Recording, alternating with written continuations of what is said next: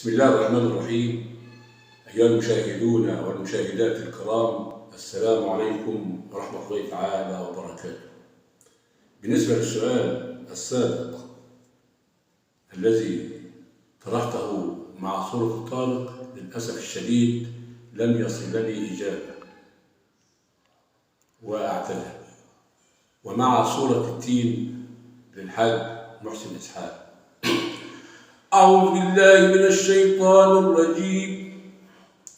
بسم الله الرحمن الرحيم. والتين والزيتون وطور سينين وهذا البلد الأمين.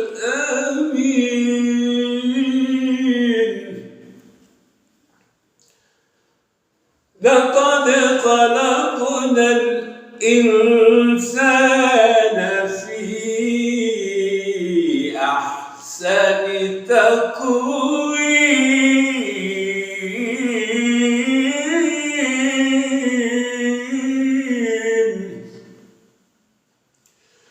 ثم رددناه أسفل سافلين إلا الذين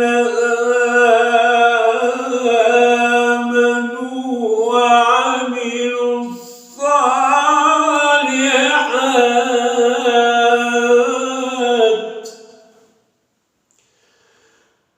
إلا الذين آمنوا وعملوا الصالحات فلهم أجر غير ممنون.